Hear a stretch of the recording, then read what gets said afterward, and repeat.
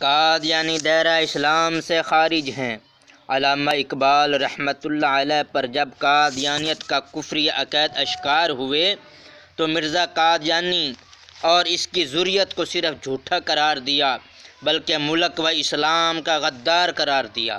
اس پر پنڈت نہرو نے خط لکھا کہ آپ نے اتنا سخت جملہ کہہ دیا، اس پر نظر ثانی کریں۔